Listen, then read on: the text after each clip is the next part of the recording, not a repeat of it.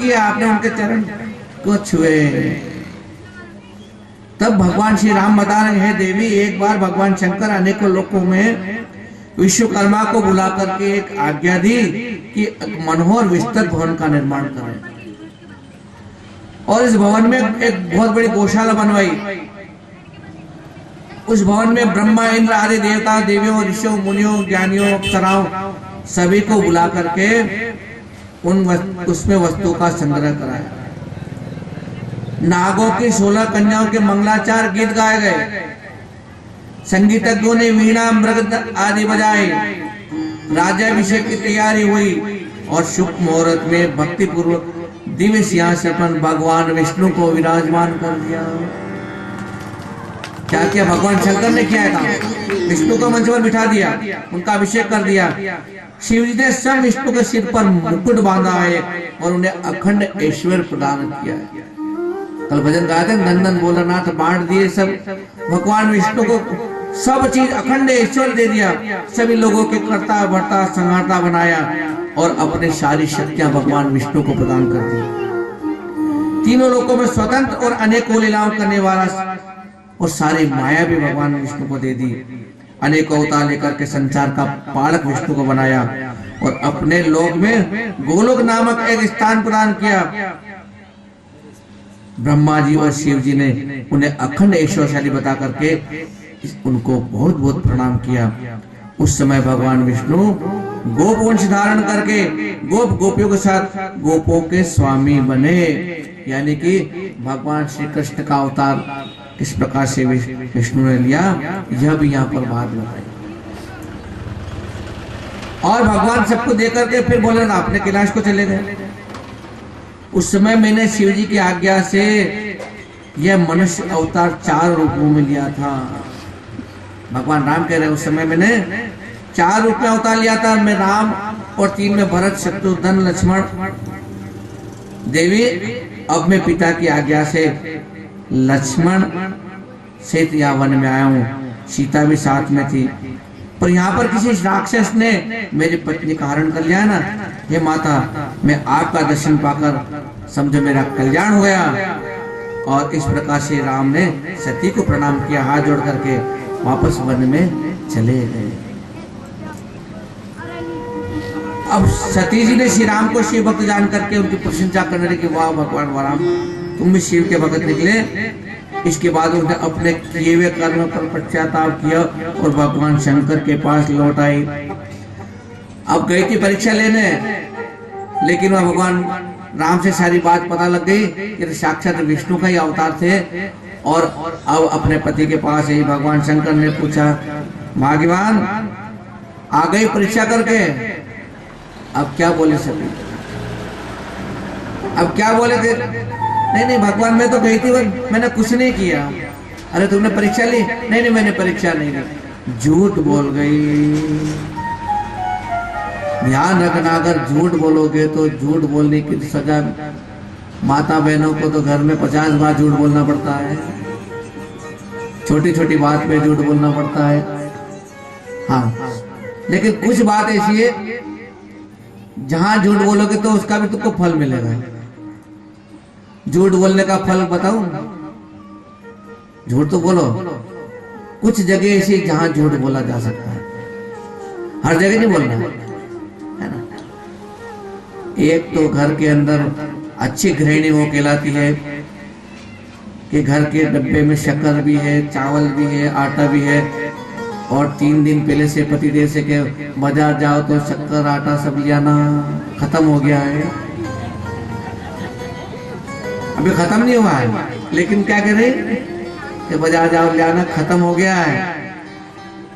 पतिदेव बेचारे बाजार जाते हैं, अपने काम काज में लग जाते हैं ना, शाम को आते हैं ना, फिर याद दिलाते कुछ लाए, अरे आज याद ही नहीं आया, मैं तो अपने काम में लग गया था, ऐसे भगत मिल गए, जजमान मिल गए, कल जाऊंगा, तो वहां ठीक कर लिया। दूसरे दिन में वही हुआ, फिर शाम को पति ने पूछा कुछ ला, अरे मैं तो भूल गया ना, अरे कल याद करके लाऊंगा। और कल याद क्या करूंगा, सुबह सुबह मेहमान आ गए। अब सुबह सुबह मेहमान आ गए, सोफा पे बैठे हुए, जल वल पिटाओ, अब पतिदेव का मन ये नहीं कह पा रहा कि इनके लिए जलपान की व्यवस्था करो। को याद है कि 3 दिन से कह रही थी शक्कर लाओ ना, मैं लाया नहीं हो। अब कैसे कहूँ चाय का ऑर्डर कैसे दूं उनको? तो विचार कर रहे हैं। तो इतने में पत्नी ने कहा, कमरे में गए धीरे से, न देख चाय वे मर जाएगा। तो कि क्यों?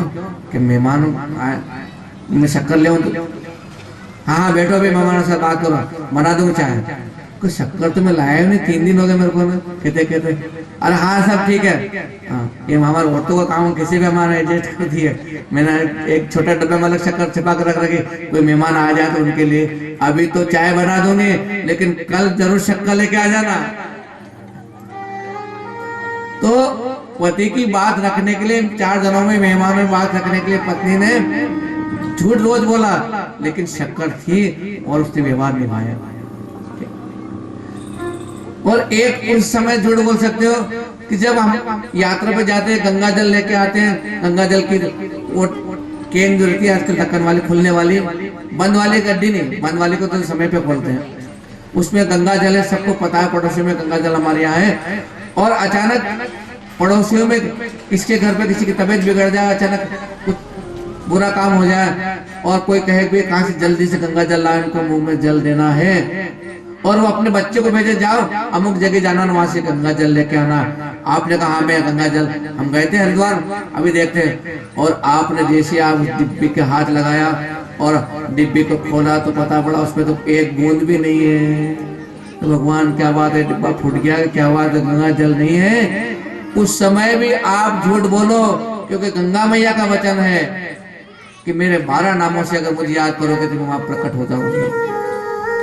उस समय उधर तो बाहर जो बालक गंगा जल लेने आया वो आपका रास्ता देख रहा है, कटोरी लेके आप अंदर गए हो, आप अपने घर का शुद्ध जल उसमें भर देना और गंगा माँ से प्रार्थना कर लेना, मैया मैं आपका नाम लेकर के झूठ बोल रही हूँ, लेकिन जिस प्राणी को इसकी जरूरत है तो उसका कल्याण करना।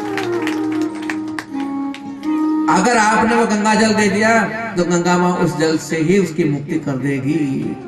तो यहाँ भी झूठ बोलने का फायदा है, लेकिन ज्यादा झूठ नहीं बोलने के लिए तो फायदा है ना। तो यहाँ पर जो है सती ने भी झूठ बोला, लेकिन पति को बताया नहीं। पति तो समझ गए थे भाई वो तो ज्ञानी है, उन तो अंतर मन से जो है एकादशी शिव जी सब कुछ जान लिया और उन्होंने उस दिन से उसका त्याग कर दिया। देखो पतिदेव जो होते हैं बहुत होशियार होते हैं, बात सब समझ जाते हैं, मालूम झगड़े में कौन पड़ना, तो वो अपना व्यवहार खुद बदल लेते हैं। यानी उन्होंने उनसे बोलना बंद कर दिया, लेकिन मुंह से कुछ नहीं किया। उसी समय एक आकाशवाणी हुई, कहा कि 3 लोकों में ऐसा प्रण पालक कहा कोई नहीं है। सती ने उनका प्रण पूछा, परंतु शिव जी ने सती को कुछ नहीं बताया कि आकाशवाणी क्यों हुई, किसका प्रण है। परंतु जगत माता सती कुछ समझकर बहुत कुछ समझ गई और दुख हो गया, शायद भगवान मेरे झूठ बोलने से नाराज हुए और कैलाश पर जाकर के वो समाधिस्थ हो गए, आग बंद करके बैठे हुए हैं। हजारों वर्षों की समाधि थी, समाधि से जागने पर सती ने उनको प्रणाम किया। शिव जी ने आसन देकर के सती को बिठाया और शिव जी ने सती को बहुत सारी कथाएं सुनाई और सती का जो दुखड़ा था कथा सुना करके उसका दुखड़ा दूर किया। इससे शिव जी की पूर्व प्रतिज्ञा भी भंग नहीं हुई। सती को ऐसा नहीं लगा कि शिव जी मुझसे नाराज थे इसलिए वो उसको छोड़कर चले गए थे। समय के अनुसार पूर्व समय में प्रयागराज के अंदर एक बहुत बड़े यज्ञ का आयोजन हुआ। कल प्रयागराज का नाम आया था, बताया ना आपको। देखो जितने भी बड़े बड़े यज्ञ होते ना वो गंगा जमुना सरस्वती के किनारे ही होते हैं। इस प्रकार से जब प्रयागराज में जो यज्ञ का अनुष्ठान हुआ, दक्ष प्रजापति भगवान शंकर को लेकर कुछ आपस में कहासुनी हो गई। और कहा सुनी हो गई। तब शिव जी ने अपने गणों से दक्ष प्रजापति के वहां पर आए, सबने भक्ति पूर्वक उनको प्रणाम किया, परंतु शिव जी अपने आसन पर बैठे रहे। यज्ञ चल रहा है, सब आ रहे हैं, सबको नमन हो रहा है, लेकिन शिव जी अपना आसन को नहीं छोड़ा। तो दक्ष प्रजापति ने विचार किया कि मैं तो इनका प्रजापति हूं और मुझे देख करके ये खड़े नहीं हुए। ये भी एक समस्या है। जिसको बड़ा पद दे दो, बड़ा आदमी बना दो, तो वो बार बार ये इंतजार करता है कि बस सब लोग मुझसे राम राम करें, मुझे देखकर खड़े हो जाए, मेरा सम्मान करें। लेकिन जो आपका रिश्तेदार होगा, जो आपका जमाई होगा, वो जमाई थोड़ी आपका मान सम्मान करेगा। आप सोचो कि मैं ससुर जी हूँ, मेरा सम्मान करें। तो दक्ष को लगा कि सब तो देवता मेरा, मैं प्रजापति पद पर बैठा हूं तो मुझे हाथ जोड़े नमस्कार कर रहे हैं, लेकिन ये शिव क्यों नहीं खड़ा हो रहा। तो शिव जी जो थे जब खड़े नहीं हुए तो दक्ष को बड़ा क्रोध आया, और क्रोध होकर क्रोध में वो कुछ ऐसी बात बोलने लगा। श्मशान स्वक्रीड़ा स्महर पिशाचा सचरा चिताभस्मालेप सगपिंड करोटी परिकर अमंगल्यम शीलम तव भवतु नामे वर्णम तथापि स्वत्तरणामरद परमंगलमसि। ये बड़ा निर्लज्ज व्यक्ति है, इसको देखने सुनने से ग्लानि होती है और भय होता है। जैसा शमशान में खेलने का स्थान होता है ना, भूत प्रेत पिशाच आदि अपने आभूषणों की जगह चिता का भस्म शरीर पर लगाते हैं, और ये मनुष्य के खोपड़ियों की माला पहने हुए ये हमेशा अमंगल रहता है, अछूता रहता है। यानी शिव जी के रूप को देख करके शिव जी के रूप की वो आलोचना करने लगे। अब सब इस चीज को देख रहे हैं, और उनके सामने, सबके सामने शिव जी आंख बंद करके बैठे बैठे विचार कर रहे हैं। कोई बात नहीं, कोई कितना भी बुरा आपको बोले, आप उसका पलट के जवाब मत देना। आपको कोई 1000 गाली दे, आप उसको एक भी गाली मत देना, देखो उसका क्या प्रभाव होगा। कोई आपको कितना बुरा कह, हाँ, अगर आपने पलट के एक कुछ भी बोला तो वो बवंडर हो जाएगा, बहुत बड़ा झगड़ा हो जाएगा। सीधी से जब इस प्रकार बैठे उनको कुछ भी बोले जा रहा है, ससुर जी आंख बंद करके बैठे, ठीक है, अरे मैंने बहुत बड़ी गलती कर दी अपनी बेटी सती, इसको देखकर मुझे क्या पता था ऐसा निर्लज होगा। जब देखो जब मसाले में बैठा रहता है, खाना पीने का भरोसा नहीं है। जब देखो जब भंग का पान करता रहता है, गांजा पीता रहता है, जटाएं बढ़ा रखे न, कपड़े देखो कैसे पहन रखे, निर्लज सा। मैंने बहुत बड़ी गलती कर दी, ऐसे करके बहुत उपवास उड़ा रहे उनका। और इस प्रकार भोलेनाथ आंख बंद करके बैठे हुए निश्चल भाव से, उसको और क्रोध आ गया। अब क्या हो, जो किसी को गाली देना उसका जवाब नहीं मिलता नहीं, तो सामने वाले को ज्यादा गुस्सा बढ़ जाता है, 4 गुना गुस्सा आ गया। अयम तू देव जन्म, अरे तू देवताओं का भी अधम देवता है, तू कहां से महादेव कहलाता है। इन आदि देवताओं के साथ तुझे कभी भी यज्ञ के अंदर तेरी पूजा नहीं हो। क्या कह रहे, बड़े बड़े यज्ञ में तेरी पूजा नहीं हो, मैं श्राप देता हूं। और इस पर जब श्राप दिया तो भी भोलेनाथ कुछ नहीं बोले। क्यों कि भोलेनाथ से किसी ने पूछा होगा, भगवान आपको आपके ससुर जी ने इतनी गालियां दी, इतना कुछ भला बुरा कहा, तो आपने कुछ नहीं बोला। तो भोलेनाथ कहते हैं कि क्या करूं, कोई आपको कोई वस्तु अगर दे तो आप उसको किस में रखोगे, या तो पल्ले बांधोगे या फिर पॉकेट जेब में पर्स में रखोगे ना। और जिसके पास नहीं हो तो क्या करेगा। तो अगर कोई आपको गाली देना, आप उसका जवाब नहीं दो, तो वो गाली कहाँ जाएगी, वो पलट के वापस उसी के पास चले जाएगी जिसकी वस्तु उसके पास में। तो मैंने तो मैं किसी पर क्रोध करने वाला नहीं हूं। इतने में दक्ष प्रजापति के इस रूप को देख करके जो नीश्वर वहां बैठे थे उनको भी गुस्सा आ गया। जो मरण धर्मा शरीर है, शरीर का अभिमान करने वाले, जो किसी से में द्रोह न करने वाले भगवान शंकर से द्रोह करता है, वह भेद बुद्धि वाला मूर्ख दक्ष तत्व ज्ञान से विमुख रहेगा। भाई जो भगवान किसी का लेना देना नहीं, उनका अभिमान नहीं, कुछ नहीं, तुम उनसे द्वेष कर रहे हो, यानी कि तत्व ज्ञान से वंचित रहेगा, विमुख रहेगा। स्त्री लंपट हो तुम, और तुम बार बार बड़बड़ बड़बड़ कर रहे हो ना, जाओ तुम्हारा मुंह भी बकरे का हो जाएगा। सर्वक्षार्य वृत्यारत विद्या तपोरता। और ये शिव के साथ रहने वाले जो ब्राह्मण हैं, ये बक्षा बक्ष के विचार को छोड़कर केवल पेट पालने के लिए विद्या अर्जित करेंगे। तप व्रतादि का आश्रय से तथा धन शरीर और इंद्रियों के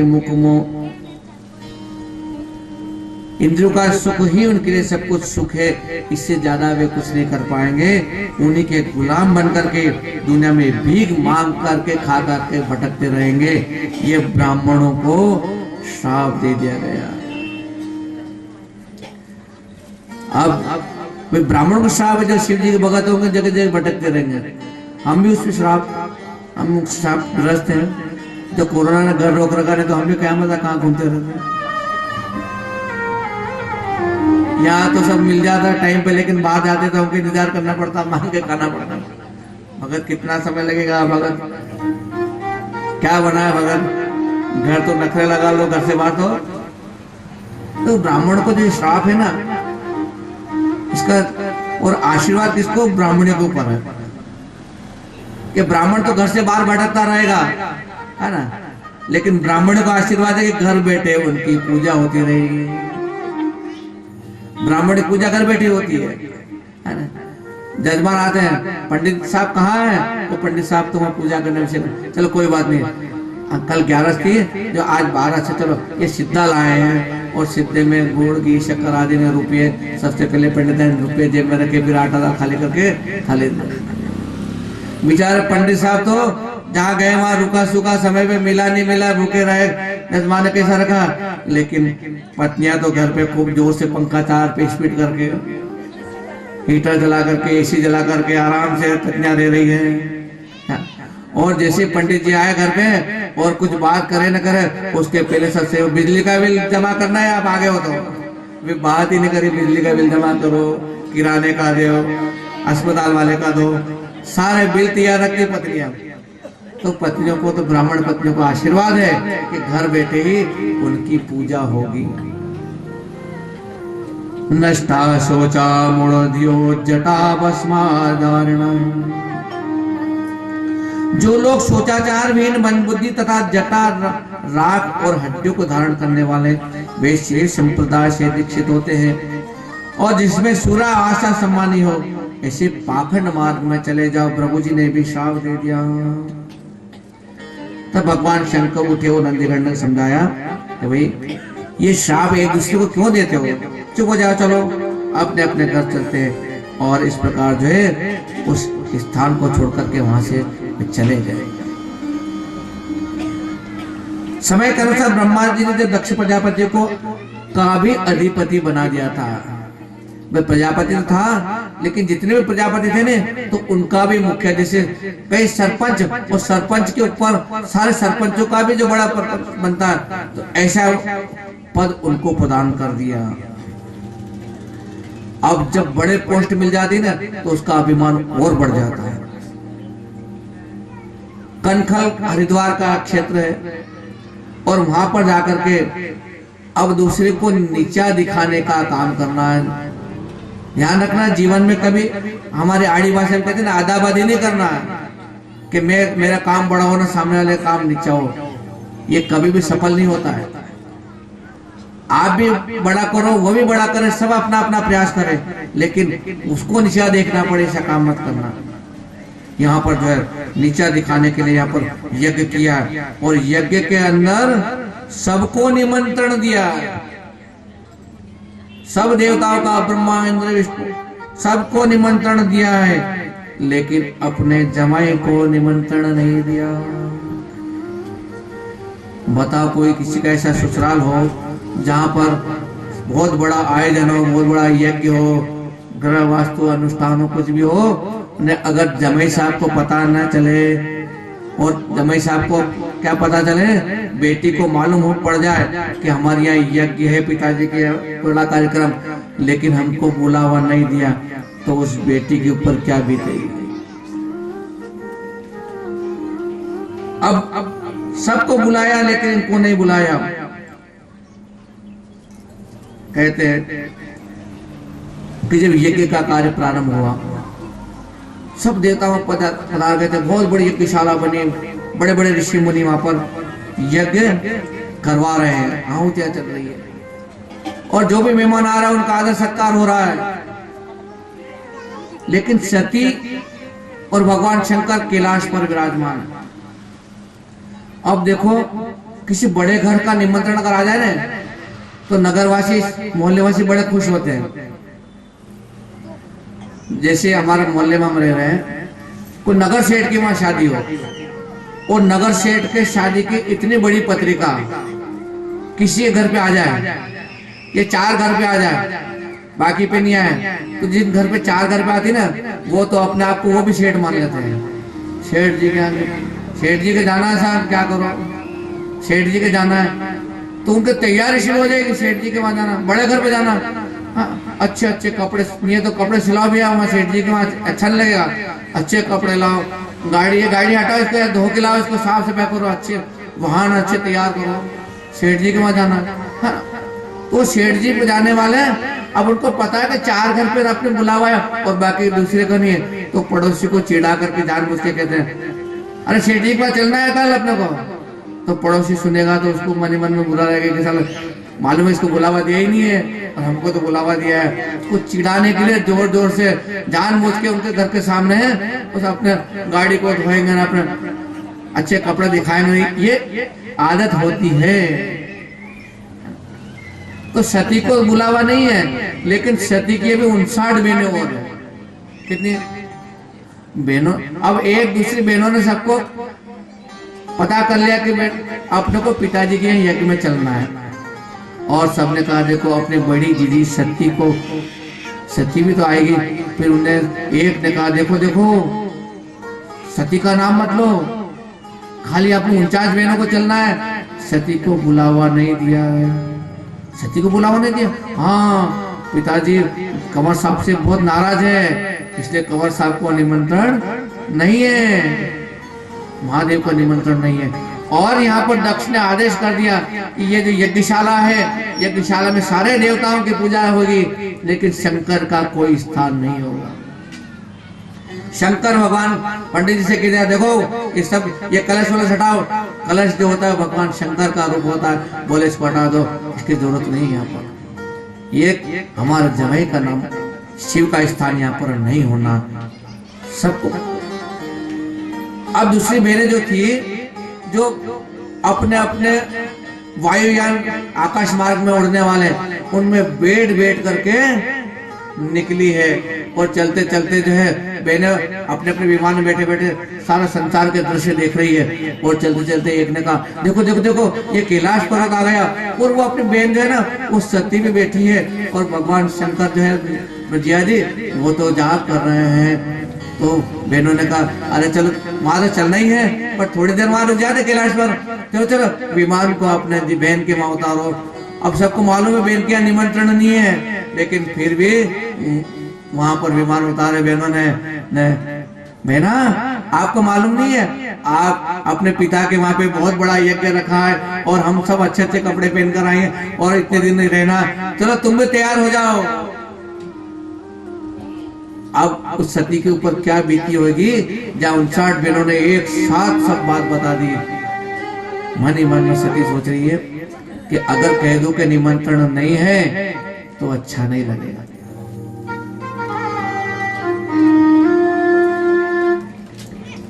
कोई भी बेटी अपने पिता के बुराई नहीं सुन सकती, अपनी माँ की बुराई नहीं सुन सकती है। सती कहने लगी, अरे बहनों, अरे मुझे सब पता है, तुमसे पहले पता है कि हमारे पिता इतना बड़ा यज्ञ कर रहे हैं, और जहां बड़ा काम होता है नहीं, हो सकता है कोई ना कोई निमंत्रण देने वाला चूक गया हो क्या? तुम क्या जानती हो? अरे तुम्हारे जिया जी समाधि में, उनकी समाधि खुलते ही बस तुम तो विमान से जाओगे, तुमसे पहले मैं पहुंच जाऊंगे, तुम पहले पधारो। और सब बहनों को कहकर के वहां से विदा कर दिया। अब सती सोच रही है कि मेरी बहनें सब चली गई, मैं नहीं। जैसी भोलेनाथ की समाधि खुली, हर हर महादेव। स्वामी, आपके ससुर जी एक बहुत बड़ा यज्ञ कर रहे हैं। देखो सती ने क्या कहा, आपके ससुर जी बहुत बड़ा यज्ञ कर रहे हैं, ये नहीं कहा मेरे पिताजी बहुत बड़ा यज्ञ कर रहे हैं। और यज्ञ का जो काम होता है सबको निमंत्रण दिया जाता है, चांडाल तब को निमंत्रण दिया जाता है, ब्राह्मण शिवुर सब पधारते हैं, और बेटी और जमाई के बिना यज्ञ सफल नहीं होता। भगवान शंकर के भाग्यवान, अगर वो यज्ञ करने दो, हमें निमंत्रण नहीं मिला है, हम बिना निमंत्रण के कैसे जाए? आव नहीं, आदर नहीं, नहीं नहीं, तुलसी वागर न जाए, कंचन बरसे। जहाँ निमंत्रण नहीं हो, जहाँ आवाज नहीं, वहां नहीं जाना चाहिए, भले वहां सोना बरस रहा हो। और आव है, आदर है, और है नैनन में नैन, तुलसी वागर जायो, पत्थर बरसे। जहाँ आवाज और मान सम्मान होता है, व्यक्ति छोटा बड़ा नहीं देखा जाता, केवल सम्मान होना चाहिए, हमको जाना चाहिए। लेकिन स्वामी, हमारे आपके ससुर ने इतना बड़ा आयोजन किया, हो सकता कहीं ना कहीं चूक हो गई हो, भूल हो सकती है। आखिर मैं बेटी हूं, मेरे बिना कैसे ये करेंगे हो? इतने मेरी बहनें अभी भी गई यहाँ पर शर्ट पहने।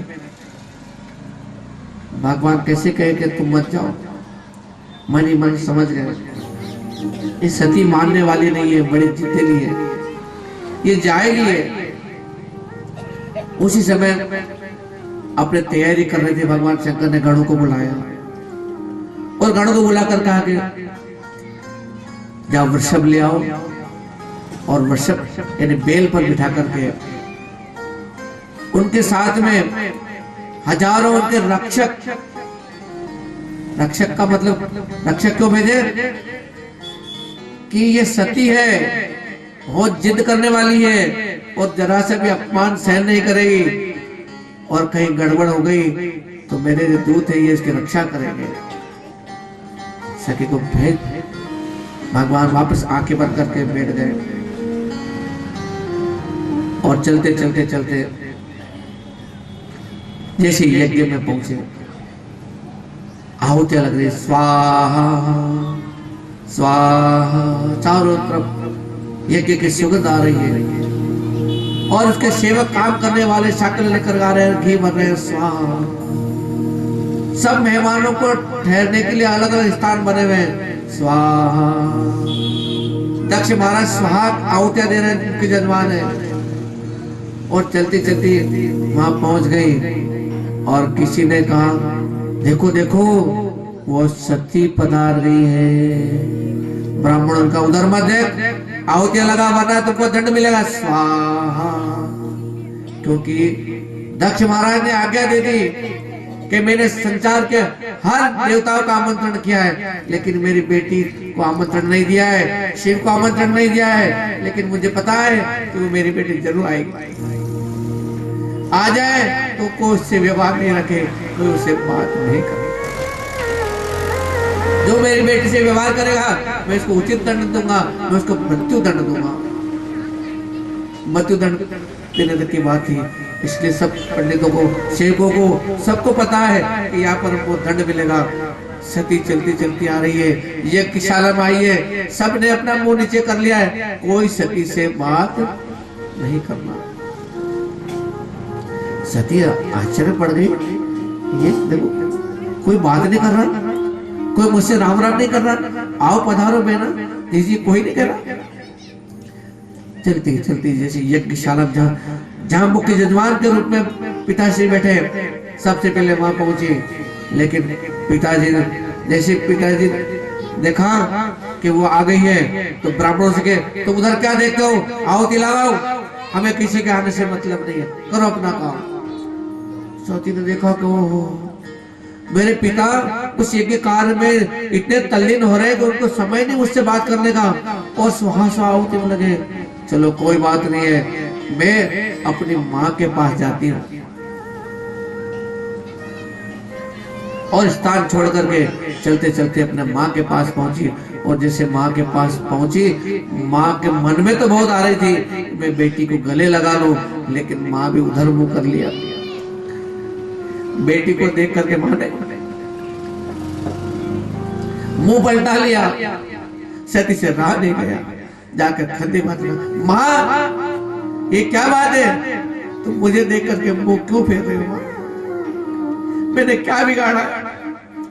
तुमने मुझे जन्म देने वाली माँ और मुझसे ऐसा व्यवहार? पिताजी तो यज्ञ कर रहे हो सकता हो, यज्ञ की जो गर्मी है वो माथे में चढ़ गई हो, मुझे पहचान नहीं पाए हो, लेकिन तूने मुझे जन्म दिया। और जैसे माँ का हृदय भर गया, माँ जैसे अपनी बेटी को गले लगाने लगी, और दक्ष प्रजापति ने देख लिया, खबरदार अगर इसको गले लगाया तो तुमको मैं त्याग दूंगा। फिर एक तो बेटी को त्याग, छुड़ा लिया बेटी को। अब सती को याद आ रहा है, मैं अपने पति का कहना नहीं माना, जो पति की आज्ञा का पालन नहीं करता है उसके साथ में ऐसी दुर्गति होती है। मां सती अब पछतावा हो रहा है, क्या करूं? यहां पर आई, मेरा मान सम्मान नहीं कोई पूछता, नहीं माता पिता तक नहीं पूछ रहे, बहने तो ठीक है। अब यदि वापस में कैलाश पर जाऊं तो क्या मुंह लेकर के जाऊंगी, क्या मुंह लेकर जाऊं वहां पर? इसको कहते हैं किम कर्तव्य मूढ़ता, क्या करे और क्या नहीं करे, ये ऐसी स्थिति हो जाती है।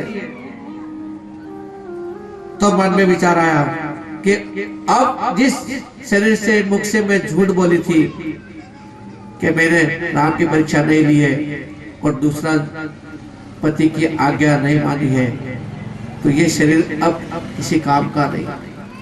अब इस शरीर से पति के पास मैं नहीं जा सकती हूँ, तो क्या करूं कि बस इस शरीर को ही मैं जला करके भस्म कर दूं। लेकिन एक बार मैं अपने पतिदेव के दर्शन तो कर लूं, क्योंकि जहां यज्ञ होता है, पूजा होती है, उसमें मेरे पति का स्थान होता है। तो सती सीधी चलते चलते उस मंडप में पहुंची जहां सारे देवताओं का आह्वान किया गया था। जाकर के देखा तो सब देवता विराजमान है, केवल पति का स्थान नहीं है। अब तो सती का क्रोध और बढ़ गया। ओहो, संसार में ऐसा कौन है जो बिना शिव के पूजा करता है? बिना शिव के कोई यज्ञ सफल नहीं होता है। हे स्वामी,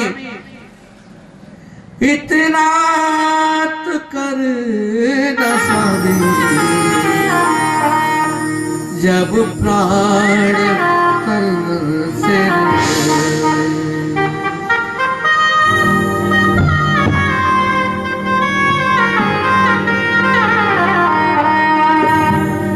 सोमनाथ का भवन हो, मुखड़े में गंगा जल हो, श्री शिव चरण का जल हो, फिर प्राण तन से निकले।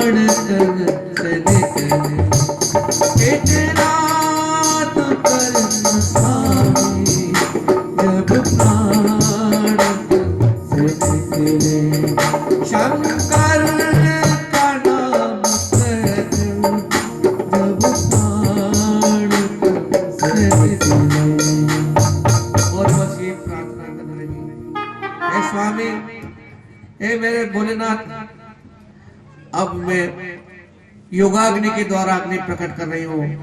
और उसी समय जो है आंख बंद करके सती ने योग की स्थिति में बैठा, उसी समय देखते थे शरीर से दिव्य ज्वाला निकली है और जो पूर्णता मार्ग है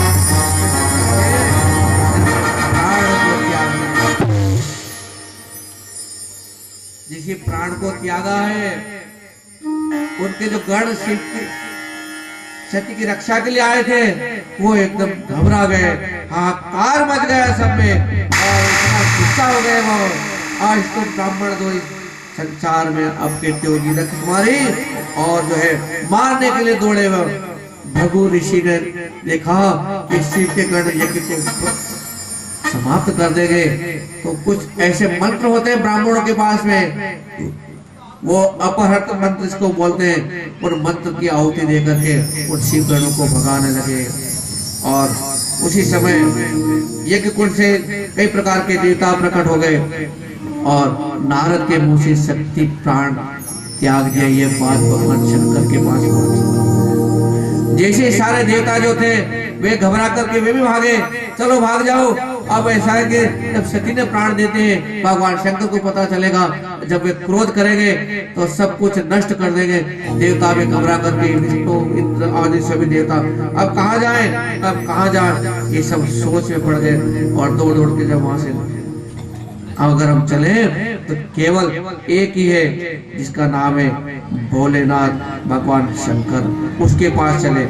और जैसे उनके पास इधर पहुंचे हैं और उधर जैसे नारद जी से सूचना मिल चुकी थी, भगवान भोलेनाथ को इतना क्रोध आया, खड़े हो गए अपने स्थान पर, अपने सिर की जटाओं को बिखेर करके एक जटा तोड़ करके और पहाड़ के दो हिस्से हुए हैं, एक से तो एक विशाल वीरभद्र और एक महाकाली की उत्पत्ति। भगवान आपको प्रणाम है, आपकी आज्ञा हो तो मैं क्षण भर में समुद्र को सोख लूं। भगवान आपकी आज्ञा हो तो मैं संसार के पर्वतों को भस्म कर दूं, ब्रह्मांड को हिला दूं, या देवताओं के मनुष्यों को भस्म कर दूं। भगवान शंकर ने कहा दे गुस्सा थोड़ा कम कर, जा मेरी आज्ञा है वीरभद्र।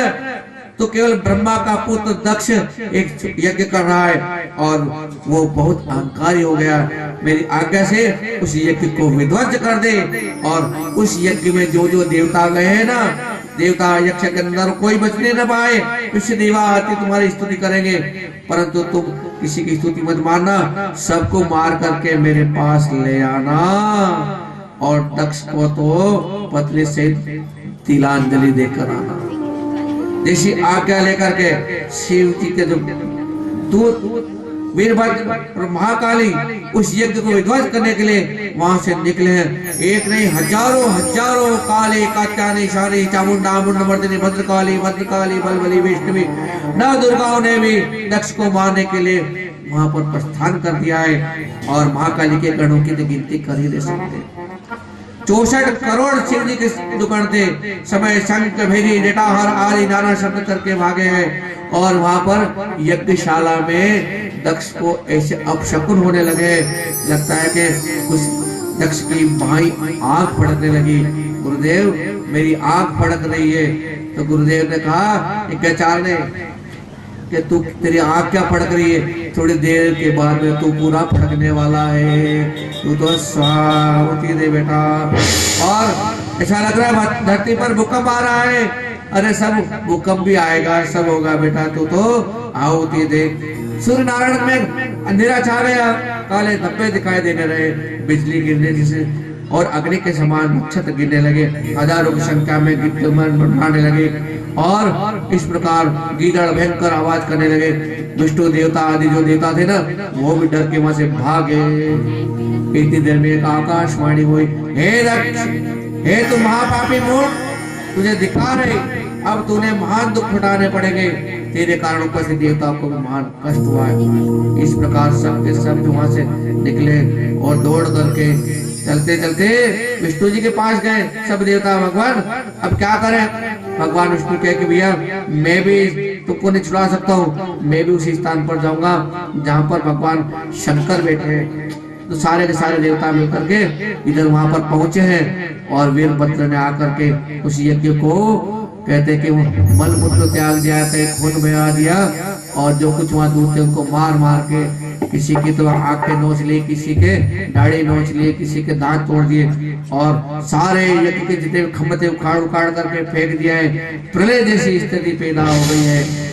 लेकिन और दक्ष के पास गए, दक्ष को मारने लगे, दक्ष मरता नहीं है।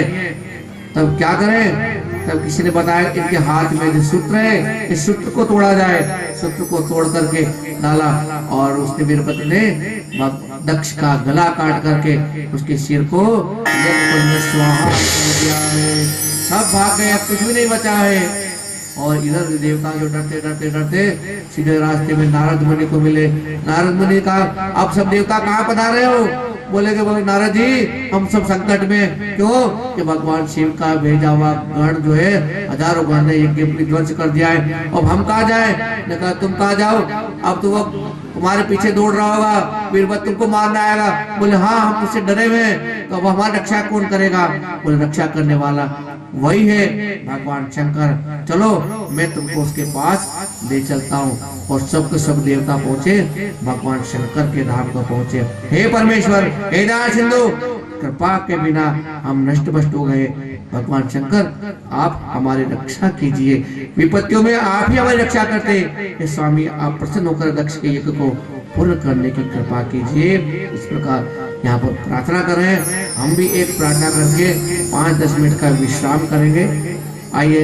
सद सृष्टि तान रचयिता नटराज राज नमो नमः।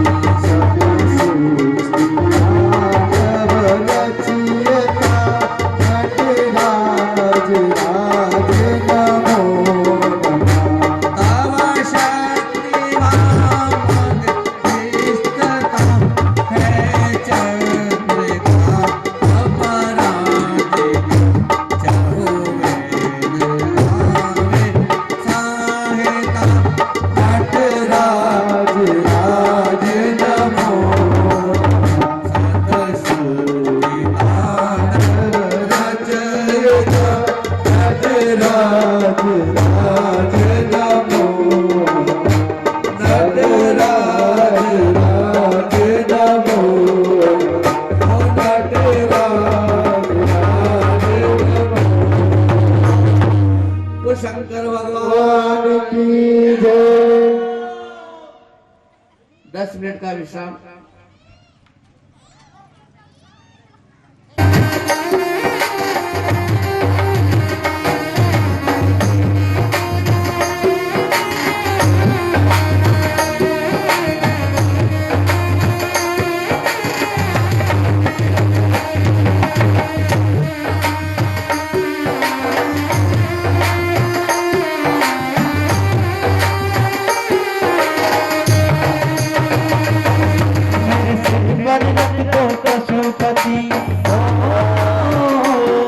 मेरे सिर पर रख दो बाबा अपने ये दो देना तो दीजिए जन्म जन्म का साथ, अरे देना तो दीजिए जन्म जन्म का साथ। बड़ा एहसान होगा, बड़ा उपकार होगा, बड़ा एहसान होगा, बड़ा उपकार होगा।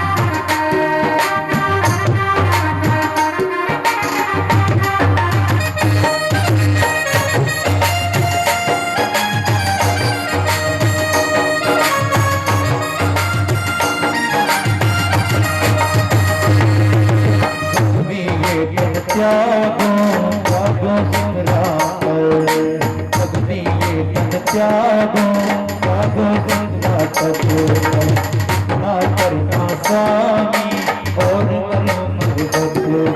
अरे इतना करना स्वामी और मरो मरदत। मेरी बस में चढ़े आप पर ओ मेरी बस में चढ़े आप पर मांगो यही वरदान।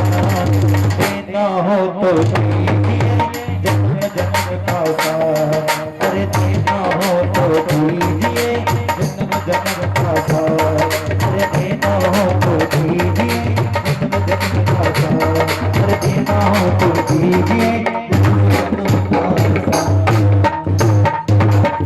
ये बोली महाकाल दरबार की जय।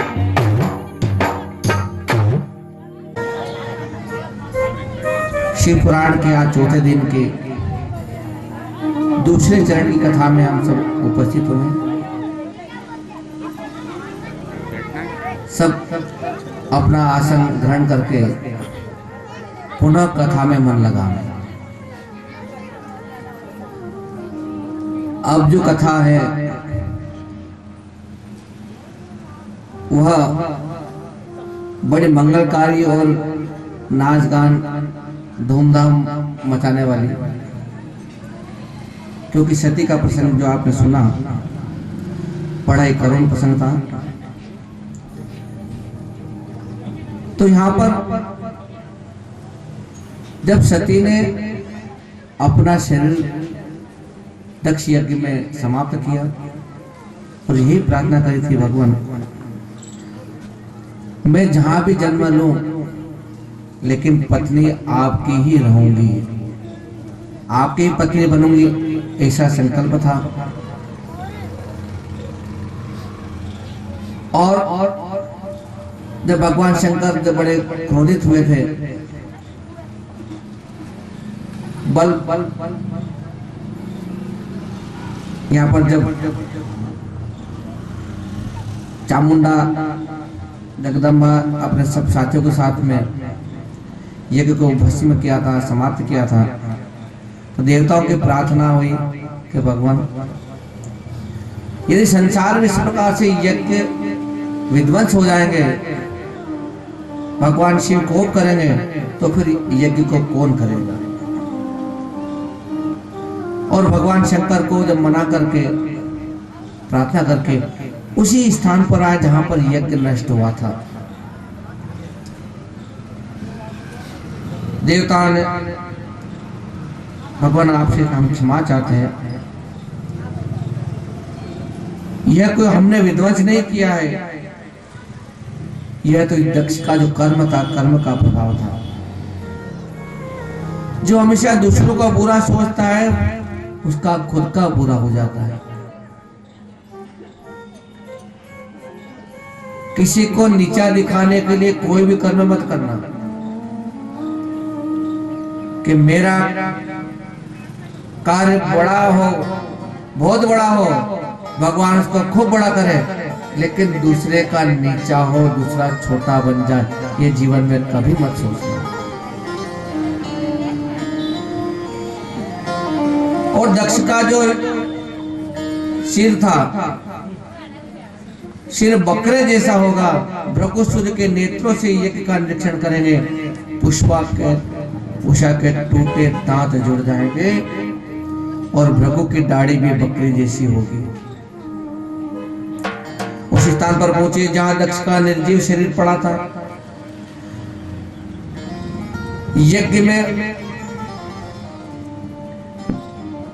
यज्ञ को नष्ट करने के लिए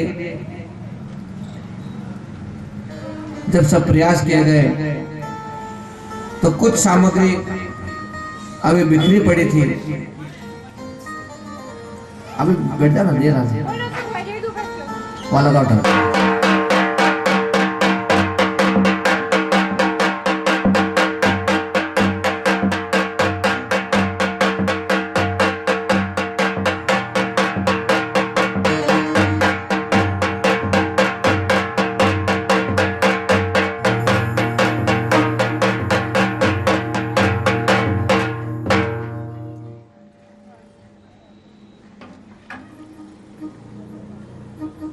तो उस स्थान पर दक्ष का शरीर पड़ा हुआ था।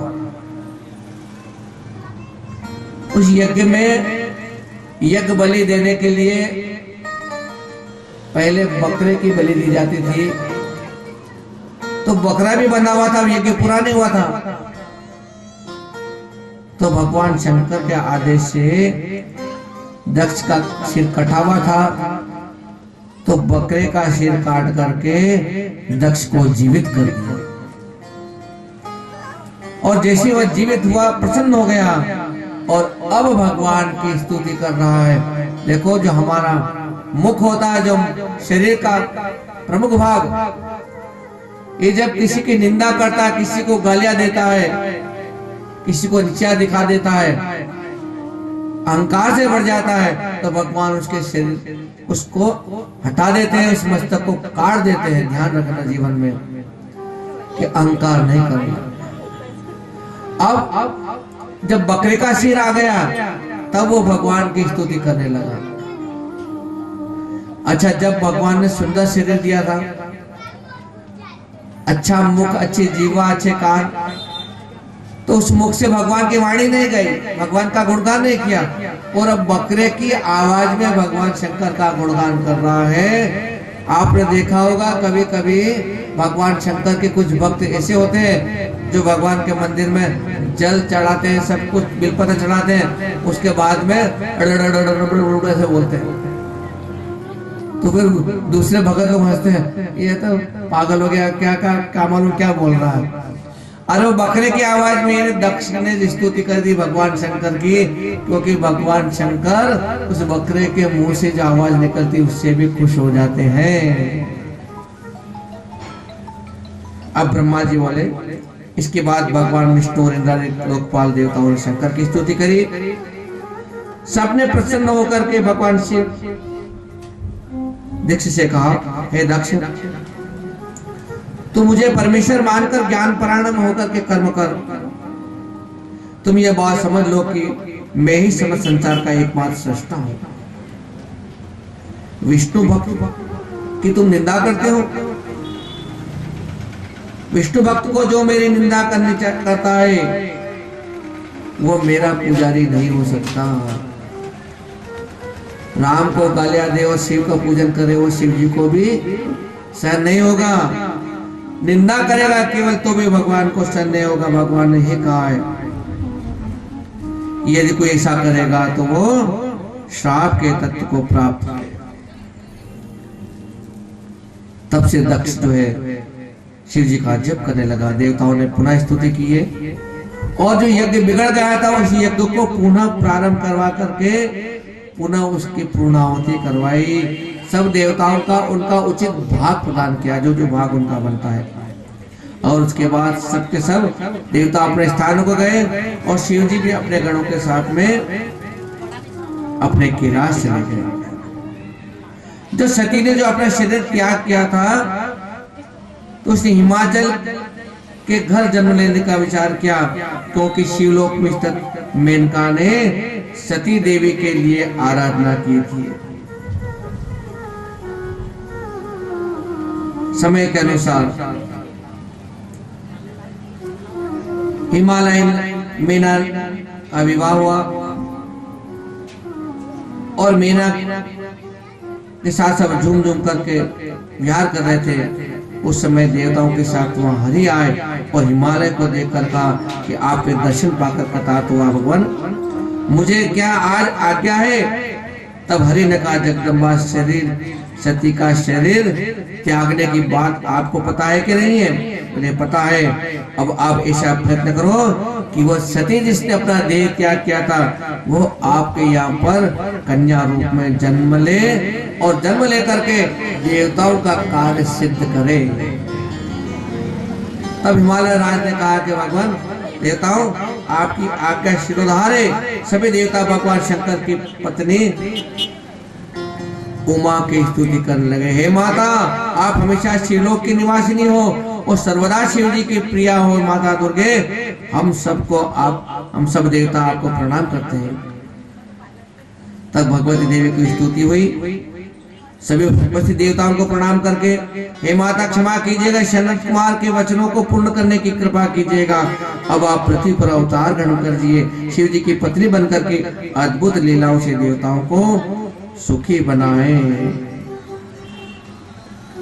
और इस प्रकार चैत्र माह से लेकर 27 वर्ष तक यहाँ पर हिमाचल मीना ने व्रत किया है।